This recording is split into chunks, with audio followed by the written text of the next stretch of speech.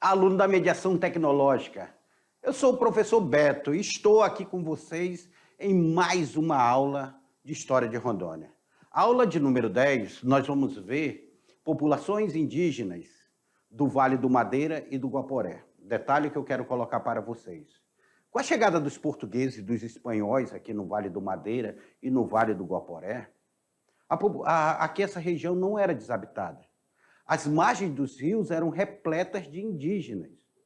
Indígenas esses que, a princípio, se sentiram coagidos pela passagem, pelo transporte, pelo Rio Madeira e começaram a adentrar mais para o interior da floresta. E pegando aí os igarapés que ficavam mais distante do rio principal. Esses indígenas, eles sofreram com a escravidão, eles sofreram com o conflito intertribal, eles sofreram com o conflito com o português, o conflito com o espanhol, e eles sofreram com doenças que eles não conheciam, doenças que eles não tinham anticorpos para essas doenças. O processo de dizimação desses povos, ele vai ser grandioso aqui dentro dessa região. Alguns deles resistiram, alguns deles conseguiram sobreviver.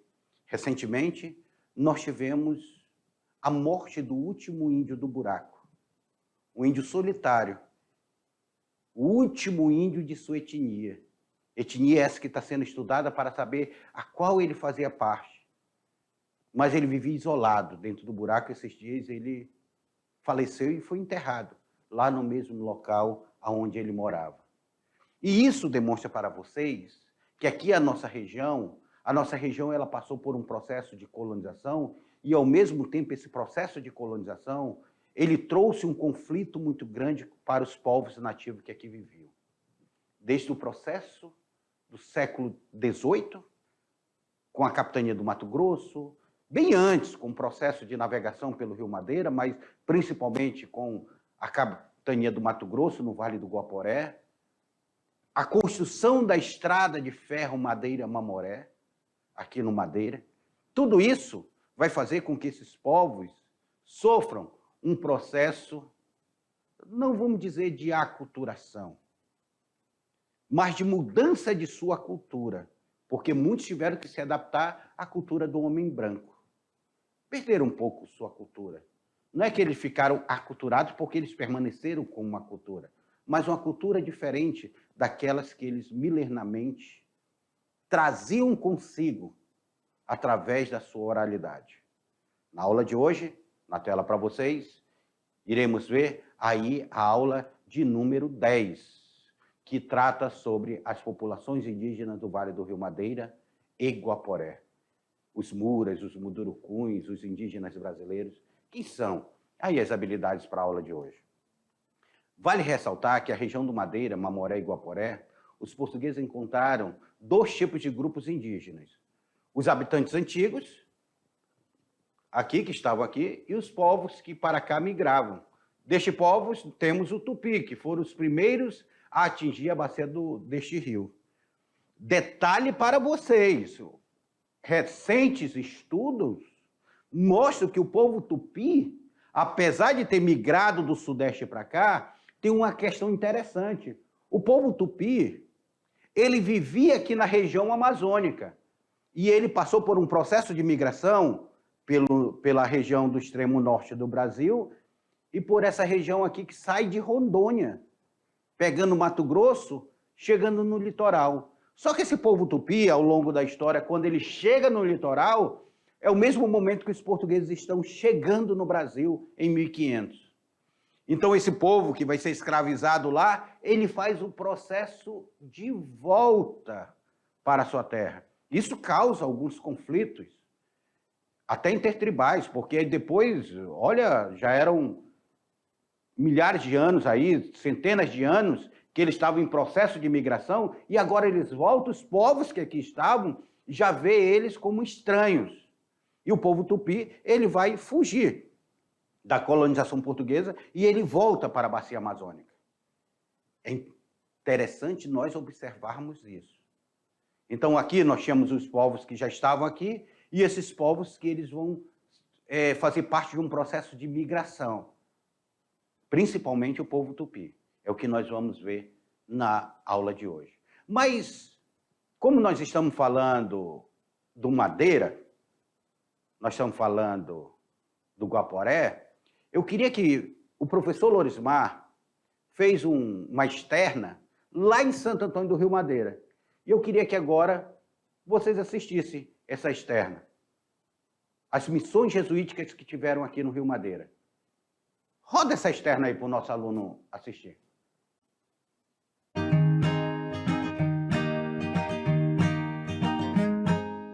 Em 1728, o padre jesuíta João Sampaio fundou a missão de Santo Antônio das Cachoeiras. Aqui na área que nós estamos, surgiu a povoação na margem direita do Rio Madeira, pertencente hoje no atual estado de Rondônia. Vejam que a missão ela não foi para frente. Por quê? Devido ao ataque de índios, que mais habitavam nessa região, ao ataque de mosquito e principalmente o mosquito da malária. A missão, então, ela teve que se deslocar para outras áreas da Amazônia.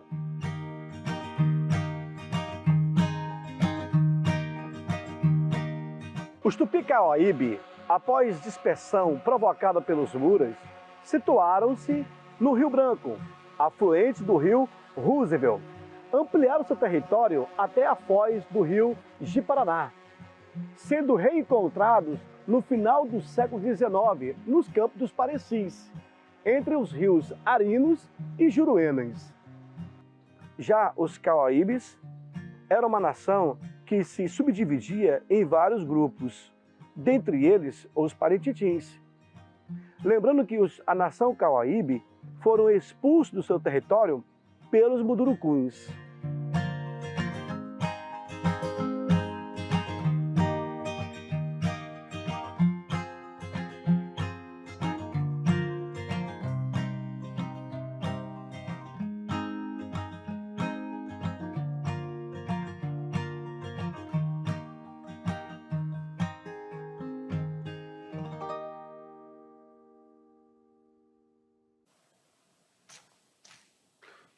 E aí, o que nós observamos com esse vídeo que o professor Lorismar passa para vocês? Nós observamos que o Madeira, ele é palco desse processo de colonização. Olha essa família aí na tela para vocês, olha essa família indígena aí, essa família de Ticunas aí. A oca, grande oca, que abrigavam várias famílias dentro de cada oca, moravam coletivamente. Nós temos aqui os Tupinambás, foram descobertos em 1639 pelo padre Acunã, no rio Amazonas, na ilha de Tupinambarana, na foz do rio Madeira. Hoje, a ilha de Tupinambarana se chama Parintins, sendo descendente dos Tupinambás de Pernambuco. Olha lá, Tupinambá de Pernambuco, eles eram descendentes dos Tupinambás de Pernambuco. Então, eles vieram um processo de migração para cá, os tupis, Tupinambás aí. Eles vão vir aí, aqui mais ou menos o ritual Tupinambá. Uma coisa que eu quero alertar vocês. A maioria desses povos que aqui viviam, eles praticavam a antropofagia. Principalmente antropofagia por ritual. Aquela antropofagia, então, é quando eles vestiam o guerreiro e tudo, o guerreiro, eles eram cozinhados, e eles eram comidos como ritual de pegar a força desse guerreiro para si. Então, eles praticavam era uma questão cultural deles, daquele povo. Coisa que nós precisamos respeitar enquanto cultura daquele povo. E vários povos aqui da Amazônia, que estão próximos aqui, até pouco tempo atrás, eles praticavam antropofagia. Coisas que seria interessante vocês até se debruçarem e darem uma pesquisada a fundo sobre o que é a antropofagia. Então, nós temos povos que aqui viviam, aqui próximo de Guajará-Mirim, também os povos que ali viviam, eles vão praticar antropofagia até com sua própria família em termos de ritual. A Vilhaça, que é uma grande pesquisadora, ela trata muito bem essa questão, tá bom? Voltando à tela aí. Olha aí essa foto aí desses povos que aqui vão viver. Outros grupos migraram para a região, provocando guerras intertribais. Percebam vocês aqui, ó. A gente costuma dizer, porque o índio escravizava o índio, mas eram guerras intertribais. Quando a gente olha um povo indígena, a gente acha que um povo indígena todos são iguais. Não, mas cada um tem sua cultura, seu modo de produção, seu modo de viver. A gente olha, primeiramente, vocês sabem que falar índio já é pejorativo. Por quê? De onde vem essa palavra índio? Índio vem por um erro de Cristóvão Colombo de ter achado que tinha chegado às Índias das grandes navegações. Quando ele chega ali na América Central, ele vê aquele povo e diz, se eu cheguei nas Índias, você vai se chamar de índio. Já é um erro histórico. E esse erro, ele perdurou. Hoje ainda é aceito que esses povos sejam chamados de indígenas. Mas é uma forma de resistência, porque eles precisam ganhar nome. O Munduruku, o Sacarabiá, o Ajuru. Cada um deles tem a sua forma diferente, tem seu costume diferente. Eles não são o mesmo povo. Têm o mesmo interesse de defesa do seu território, mas não são o mesmo povo. Cada um é diferente. Então a gente não pode olhar... É tipo quando a gente fala em África, né? A gente olha para a África como a África fosse uma coisa só. E a África são vários países, cada país com sua língua diferente, com seu costume diferente, com seu modo de vida diferente, com a sua riqueza, seus problemas sociais, tudo diferente. Certo? E a gente, preconceituosamente, a gente olha como se fosse uma coisa só. E não é. Nós precisamos aprender isso. Tá bom? Na tela para vocês. Outros grupos migraram para a região e provocaram guerras intertribais pelo controle do território. Dentre os moradores antigos do Rio Madeira, temos os Torá, os Muda e os Matanauí.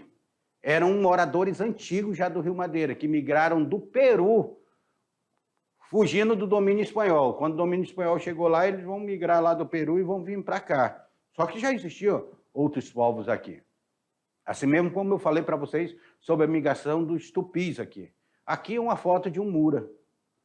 Para vocês aqui, ó. A cultura do Mura aqui. Olha aí, ó. O indígena brasileiro, lá de Xingu aí. Ritual de Xingu, muito conhecido, muito celebrado, ritual de Xingu lá. Tem até as Olimpíadas lá em Xingu.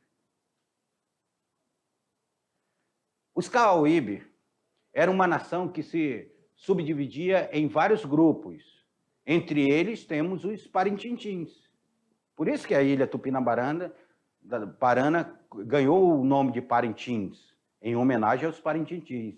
Os Cauíbes foram perseguidos pelos Mundurucuns e expulsos de seu território. Mundurucuns eram grandes guerreiros indígenas e eles vão entrar em conflito com os Cauíbes. E esses Cauíbes, então, vão ter que sair de seu território. Aqui nós temos aí indígena, aqui bem essa foto, o médico norte-americano, ele está com o indígena que teve o seu pé amputado. Teve o seu pé amputado. Isso aqui é uma foto da construção da estrada de ferro Madeira Mamoré, tirado por Dana Menro e colorizada por Luiz Claro. Esse daí é da família Cauaíbe, que nós temos aí o indígena Caripuna, os caripunas que viviam aqui à margem do Rio Madeira e que foram praticamente dizimados. E hoje está em processo quase de extinção. Esses povos que lutam para não ser extintos e ter direito ao seu território. Olha aí, ó. Aldeia Mundurucum de Juara. Aí um ritual Mundurucum. Um ritual onde o homem pássaro passa por um processo de ritual. Cada um desses povos ele tem um ritual de passagem diferente. Uma passagem dele sai de criança para adulto. Sua dança, sua cultura, tudo isso faz parte de patrimônio imaterial. Essa cultura faz parte do patrimônio imaterial. Você sabia que até a forma de fazer o arco e flecha, cada povo tem uma forma diferente de fazer o arco e flecha? Os Tupi-Cauaíbe, após a dispersão provocada pelo Mura, situaram-se no Rio Branco, afluente do Roosevelt. Ampliaram seu território até o Ji-Paraná, sendo encontrados no final do século XIX no campo dos Parecis, entre a Foz do Arino e Juruena. Então, nós estamos falando aqui aquilo que o professor Lorismar falou também no vídeo, dos Tupi-Cauaíbe. Aí, dando uma entrevista, aí, o indígena dando uma entrevista, olha aí, ó, uma foto de um Tupi-Cauaíbe. A pena, a sua forma de se pintar, a sua forma dos seus adornos. Até o cocá, ele passa por um processo hierárquico. Não é qualquer um que pode colocar um cocá na cabeça. Sai daí colocando cocá. Tem uma simbologia, uma representação. O cocá, o colar, as penas. No Baixo Mamoré, foi objeto de migração de outros indígenas, como o Tchapacura, que vivia originalmente no curso do Médio Alto Rio Branco, Baurês, na área em torno do Lago Xitiopa e parte do Concepción, em Chiquito, na Bolívia. Então, o que eu quero falar para vocês? O que eu quero falar para vocês?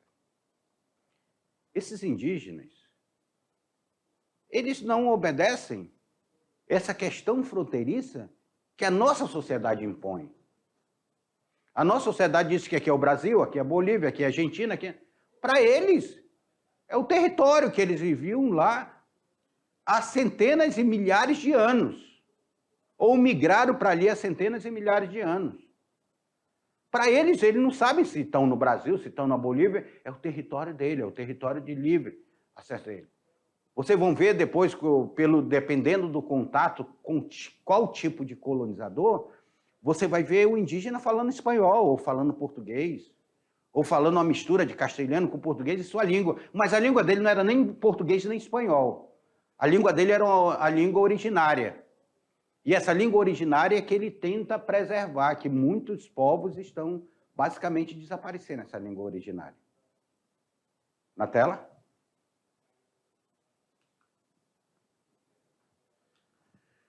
Os Urupá e o Jaru, pertencente à família linguística dos Chapacura, entraram em contato com os portugueses no início do século XVIII. Ali. No século XVIII, esses primeiros contatos, muitas vezes esses contatos levou eles à escravidão. Os portugueses utilizaram muito os jesuítas para fazer esse contato, fazer os aldeamentos, fazer as missões jesuíticas. Os jesuítas tinham um processo de catequização desse índio, que eles falavam transformar o índio em civilizado, como se o índio não tivesse cultura, que a cultura dele não fizesse parte da civilização humana. Então, tinha todo um processo de matar a cultura do indígena para colocar a cultura do português no lugar dele. Sendo a religião, a crença, os ritos, Deus, sendo colocado tudo isso, anulando completamente a cultura do indígena. Aí, ó, a foto dos Muras. Aí o Mura, aí, ó. A nação que mais ferozmente reagiu ao avanço português na área do Madeira foi os Muras. Gente, os Muras atacaram muitos portugueses aqui no Madeira. Muito. As embarcações, elas tinham que estar protegidas, porque elas passavam, se elas passassem próximo da margem, ela corria o risco de serem flechados, serem atacados. Compreendendo o Rio Madeira, o Rio Negro, o Rio Solimões e o Rio Japurá. Então, essa nação, dos Muras, eles vão estar dentro dessa região, ou seja, daqui do Madeira até Manaus, lá até o Japurá. Então, eles vão se espalhar muito nessa região. Olha aí, ó. Os Mura-Pirahã. E o Humaitá. Aí, o repórter fotográfico da Folha de São Paulo tirou essa foto aí. A luta simultânea contra os europeus fez com que os mundurucus obtivessem diversas epidemias ocasionadas uma enorme mortandade entre os muras. O europeu ele tinha uma doença, a própria gripe. Só para vocês terem uma ideia. Imagine vocês. Aqui, vem aqui comigo. Imagine vocês, nós tivemos agora contato com uma epidemia.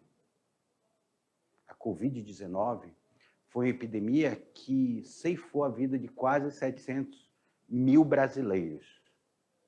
Nós não possuíamos anticorpos para essa epidemia. Nós fomos assolados por essa epidemia que pegou forte na nossa sociedade. Graças a Deus chegou a vacina, que nos deu anticorpos para a gente enfrentar essa epidemia. E é uma epidemia diferente, porque ela não causa anticorpos dentro do teu sistema imunológico. Que algumas doenças, você pega a doença e você desenvolve anticorpos para aquela doença. Só que é uma epidemia que ela vive em mutação e você não desenvolve anticorpos para combater ela. Por isso que algumas pessoas, como eu, pegou mais de uma vez. E essa epidemia causou morte porque nós não tínhamos anticorpos. Agora, imagina um indígena, que ele não tinha anticorpos para uma simples gripe. A gripe hoje, por a gente já ter desenvolvido anticorpos sobre a gripe comum, H1N1 não, nós temos que ser vacinados todos os anos. A Covid-19, nós vamos precisar ser vacinados todos os anos.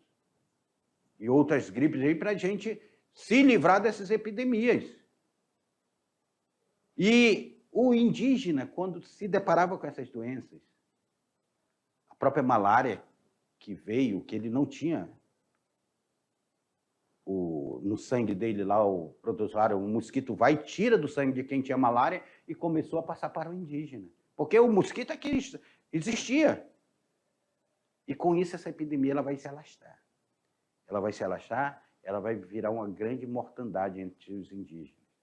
Febre amarela, a gripe, o tifo e várias outras doenças, até doenças venéreas que os portugueses, por manterem relações com as indígenas, passavam para as tribos, que eles também não possuíam essas doenças. E eram várias doenças que eram trazidas pelos portugueses que o indígena não tinha anticorpos. Aqui em Guajará-Mirim, existe alguns povos que, num relato, eles relatando lá, falando, olha, nós éramos um grupo de 100. Em 2 dias morreram 50 desses 100. Depois nós fugimos. Morreu mais 20. E eles tentavam fugir cada vez mais, eles fugiam para tentar se livrar dessa doença.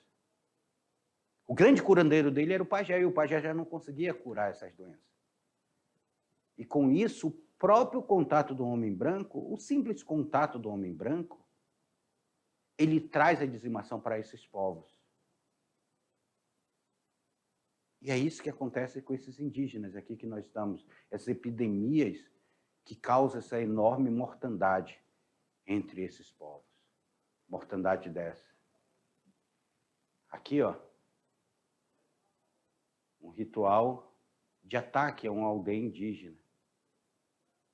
Os que sobreviveram sendo queimados, criança sendo arremessada em troncos para ser mortas e jogada no fogo. A crueldade do português na dizimação dos povos indígenas foi muito grande. Na tela para vocês. O golpe final veio com a aliança entre os mundurucus e os portugueses. no século XVIII. Os mundurucus se aliaram aos portugueses. Os portugueses disseram, olha, nós não conseguimos vencer os muras, então vamos nos aliar aos mundurucus para vencer os muras. Os muras pediram a paz em 1786, mas devido às agressões dos civilizados, voltaram a atacar e depredar a área do Madeira. Então eles queriam a paz, queriam viver em paz.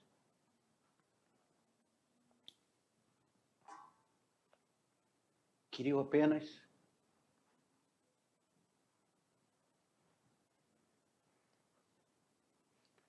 não foi. Vem cá comigo.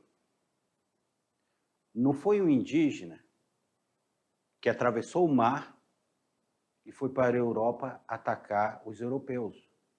Foram os europeus com a visão de colonizador, de explorador, de dominador, que atravessou o oceano e chegou ao Brasil.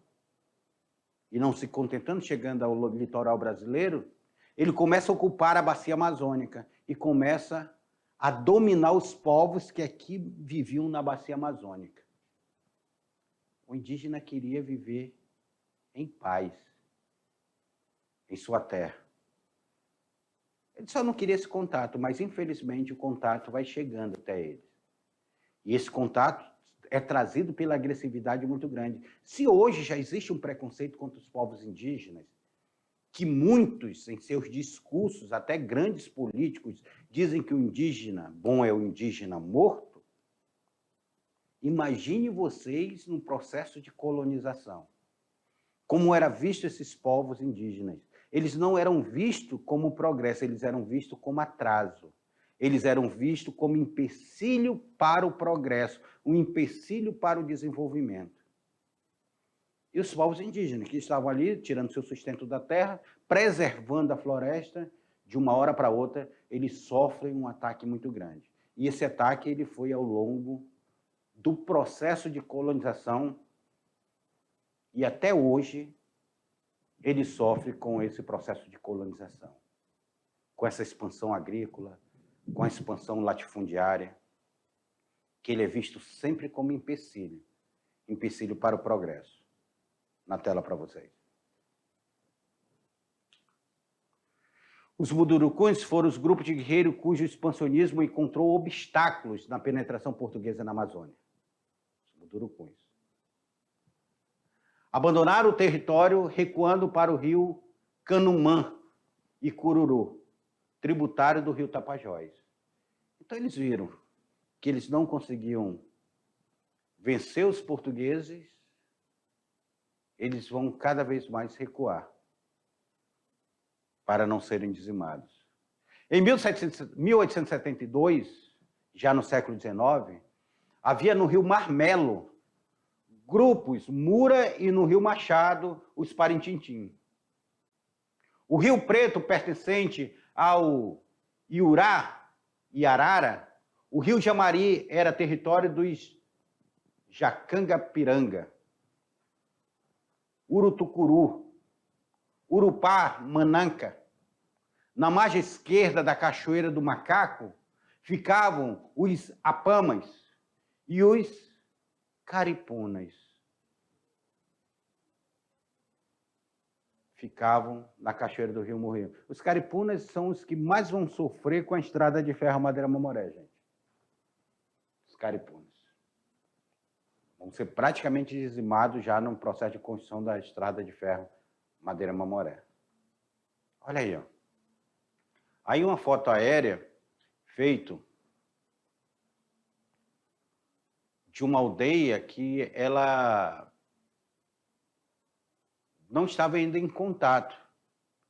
Imagina um helicóptero passando aí. Essa daqui já estava mais estruturada aqui. Já tem mais estruturado aqui, como eles se formam. Constrói a casa em forma de círculo e tem uma casa principal aqui. Aqui eles praticam o ritual dele, aqui é a cultura deles. O descobrimento das lavras de Mato Grosso e Cuiabá proporcionou uma intensa migração de paulistas. Paulistas eram chamados bandeirantes, tá? Os bandeirantes aqui eram chamados de paulistas ou bandeirantes. Mineiros goianos e outros que buscavam braços cativos indígenas para o trabalho nas minas.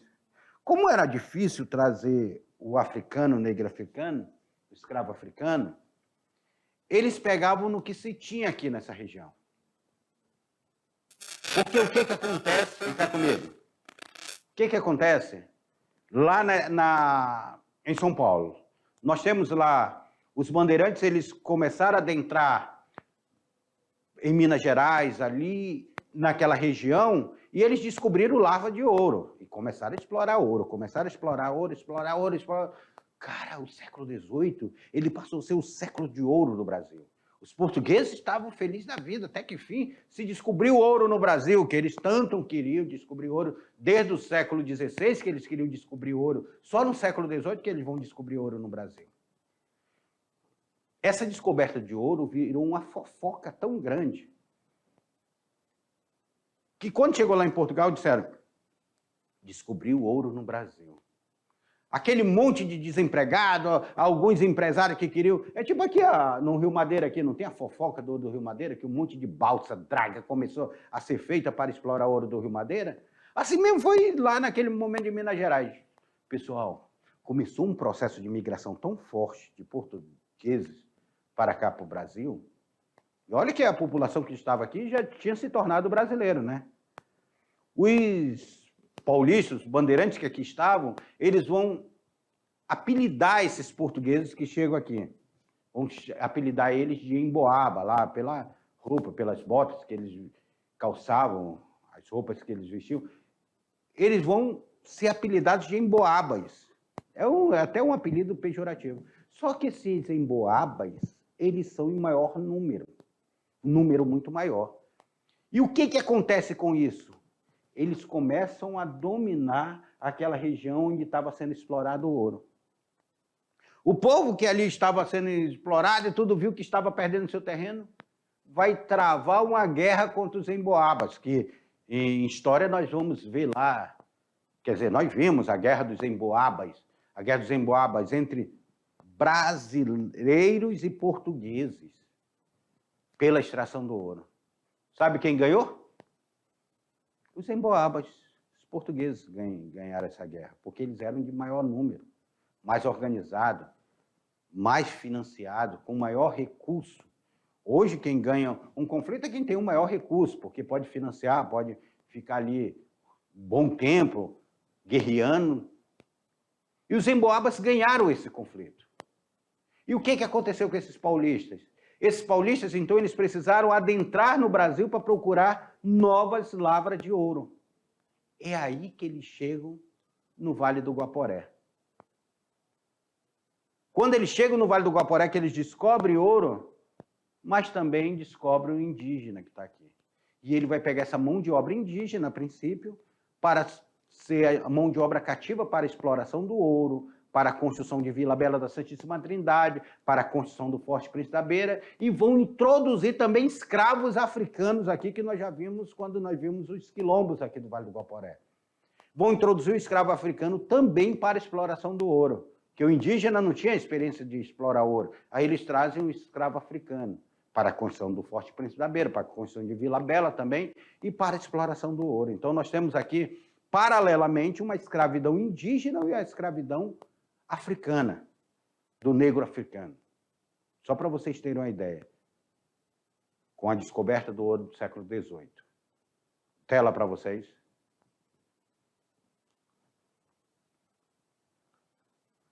Preferidos pelos sertanistas, os apresadores, então, os bororos, olha aí a descendência de Rondon. Rondon era descendente dos bororos, ou bororôs.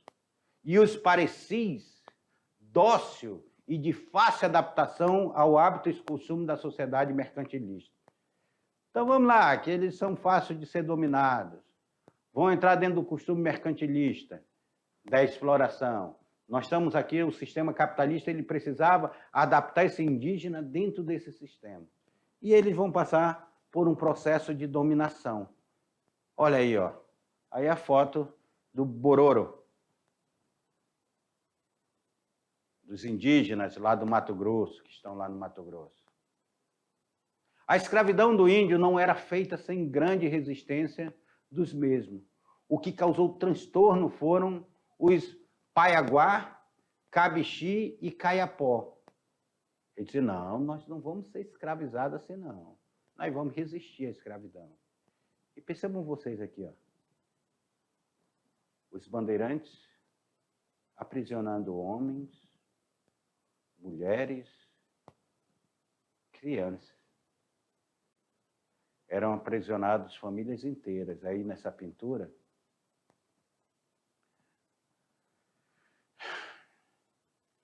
essa pintura ela mostra esse período vergonhoso do processo de escravidão.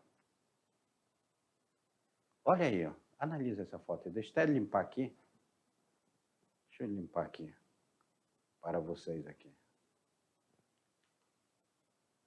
Deixa eu limpar aqui. Analisa essa foto. A mata. Aqui, próximo da fogueira, indígenas que provavelmente se aliaram aos portugueses para o processo de escravidão. Toda essa foto aqui no Enem costuma cair fotos assim para você interpretar. Vocês estão vendo casais aqui, provavelmente é um casal e seus filhos, todos sendo aprisionados.